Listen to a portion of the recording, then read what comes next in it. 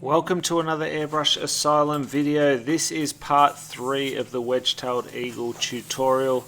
If you haven't already, go check out parts 1 and 2. I'll link them up in the card above somewhere, as well as I'll pop some links in the description below. So, let's get into part 3. The first colour I'm going to use is a brown-black mix. This is made up of predominantly sepia, and I add black to that until I'm happy with the intensity of that color. You'll notice that it is fairly dark. It looks black on the video, and it's just nice and deep and rich so that it can finish off all those finer details, but it still has that browny sort of tinge to it, and that's what I wanted to achieve by adding the sepia brown rather than just using a plain black. So you'll notice that I've grabbed some of my paper templates that I made in part 1 of this tutorial, and I'm just using those to just get a nice sharp edge, defined edge where I need it. So on the edge of that beak. I've also used it in some of the sections of the eyes. So like I mentioned at the start of this whole tutorial, those paper templates, I always keep them because you can always grab them when needed, and you know that all the bits that you've cut out will fit accurately to what you're painting, and they'll be the correct shape and size. So you notice I'm up nice and close, just getting a nice defined edge, nice and clean. So whenever you're working up close, you want to keep your air press down at all times, but you're only pulling back a little bit on that trigger. I tend to over thin my paint, so therefore there's more chance of it spidering out if you do pull back too far. So just gauge your own ability level and adjust your paint to a mixture that you can control. The main reason that I like the paint to be thinner is that I prefer to minimize my tip drying, and it definitely helps with that. So you virtually get hardly any tip dry if you do run it extremely thin. And if you do want to add those real fine details, it just kind of I prefer to go over that stroke a few times, so it takes a little bit of control to be able to do that, but at least I know that it's not going to spit out and like tip dry on me halfway through that stroke. So I can be guaranteed that I'm going to get a nice clean flow of paint. Therefore achieving all those fine details is definitely a lot easier. That said, you definitely need that control, so it's sort of a give and take. So just get the mixture right and do whatever you feel comfortable with, and you'll get the best results with that particular setup. So you'll notice I'm still working nice and close. I want to be pretty defined and definite with all my strokes at this stage of the artwork. This is my final tone, so this is the chance to really deepen all my shadows and to really get that nice crisp edge where it need be. So again, if you have to, go back to your either paper templates or freehand templates to achieve that, and I will always mix that up with some freehand airbrushing to get a bit of softer texturing as well. So just follow your reference, and that will tell you what you need to do. So this particular stippling technique is just I'm working up nice and close and then pulling back only a little bit on the paint, but moving the airbrush at the same time, and that allows for that sort of stippling to happen and build that texture around the eyes.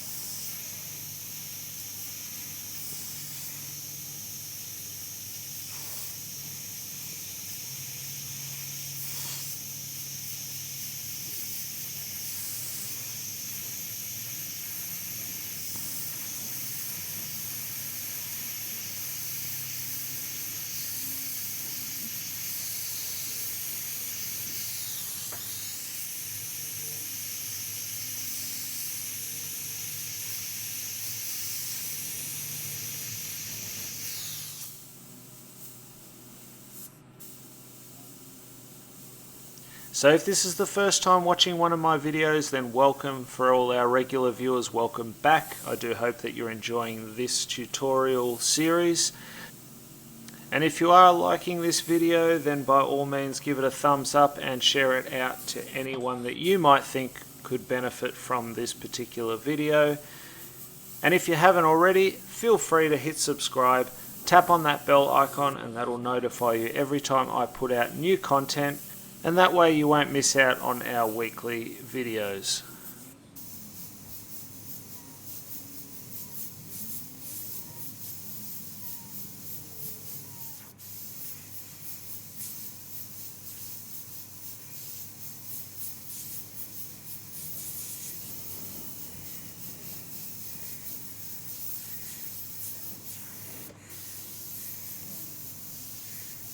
So I'm continuing to use my black-brown mix to start to layer up those feathers. You'll notice that I'm using the airbrush relatively close to sketch in the feather to start with, and then I basically build my shading off that. So I use it nice and close, nice and sharp to get my initial edges, and I'm also working off my previous tone, which was the sepia that I did in part 2 of this series, and I'm just deepening the shadows from there.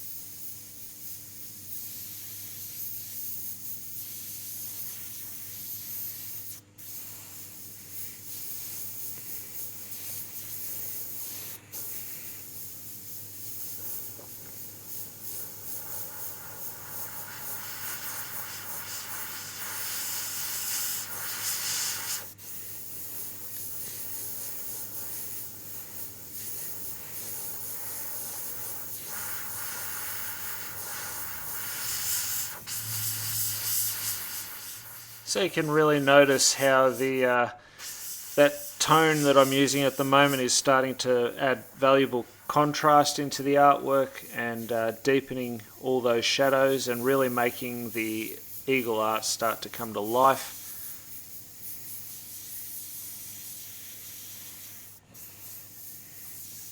So obviously, to do the shading, you move further away from the surface.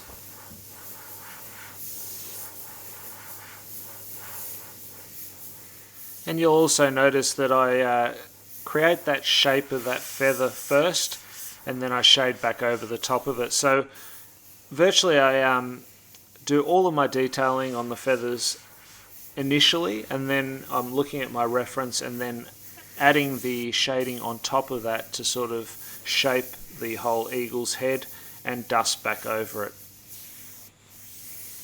rather than trying to just lay down a flat shadow first and then trying to pull out the detailing. I find this way you can control the shading once you get a better understanding of what everything else is looking like.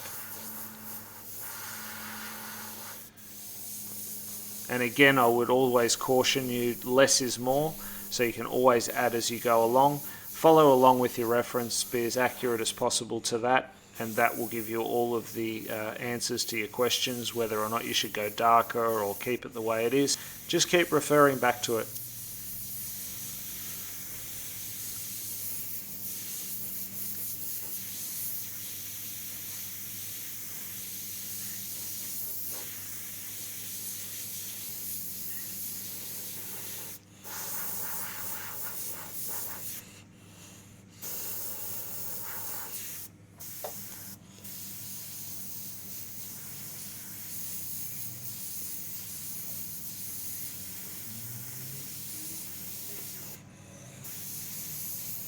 And for anyone that's interested, the airbrush that I am using at the moment is the Iwata CMC+. This is the Micron series, and I will pop some links in the description below so that you can go check out some of the products that I use on this particular project.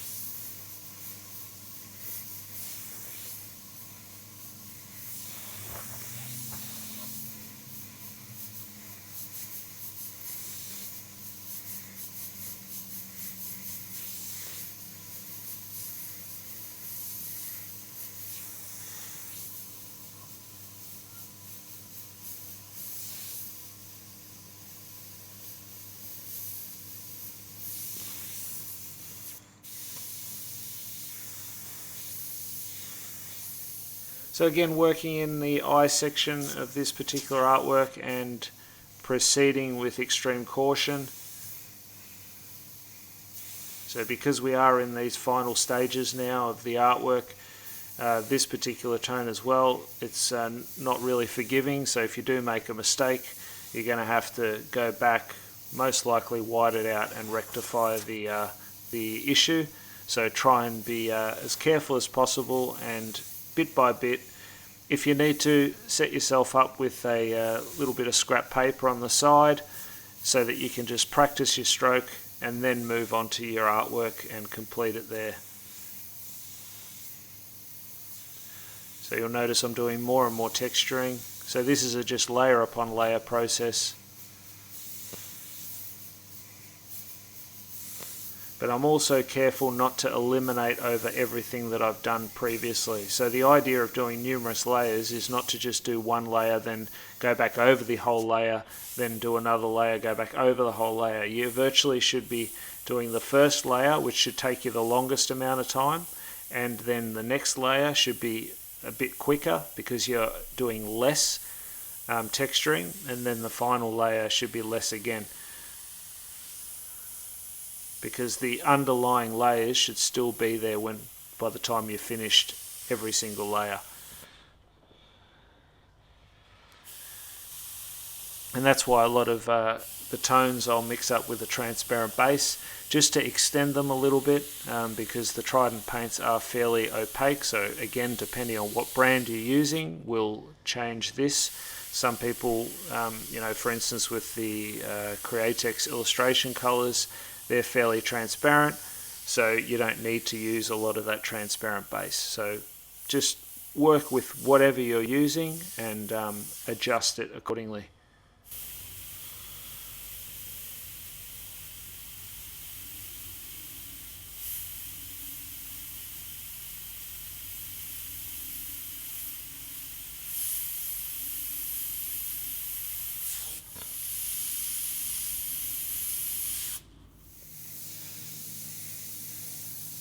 So adding more detailing to the beak as well. So not just shading straight flat tones over the top of it, I'm still building some of that texture and also getting some sharp edges in there as well, just to really give the beak that uneven sort of feel.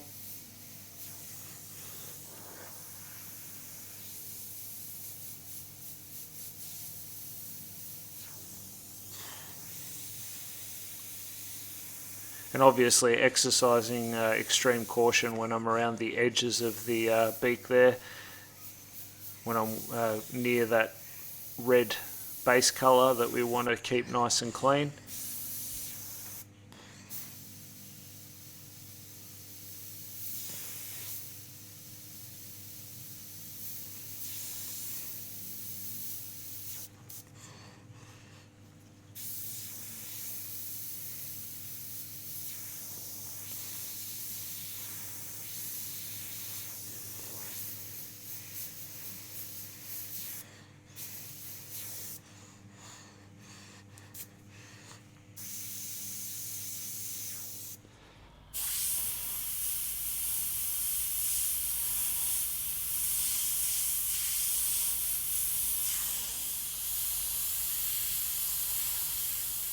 So just coming back into those other areas that I shaded over earlier, and I'm just knocking them back even further.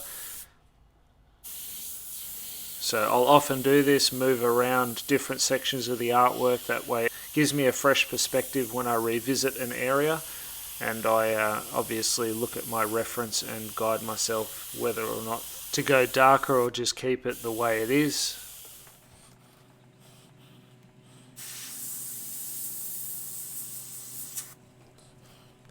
So just utilizing some freehand templates here. This is part of my Fire Tool template set.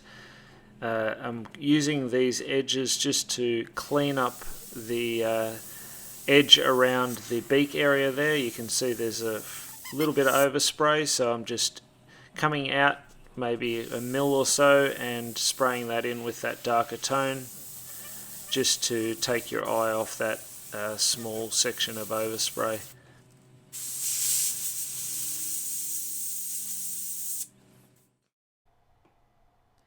And there we have it, the completed wedge-tailed eagle artwork.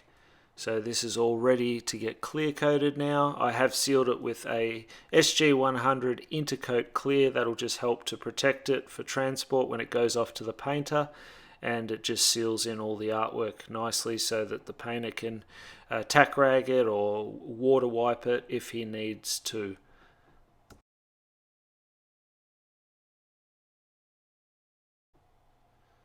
I do hope that you thoroughly enjoyed this 3-part tutorial, and until next time, go grab your airbrush, do some amazing artwork yourself, and I'll see you again very, very soon in the next tutorial.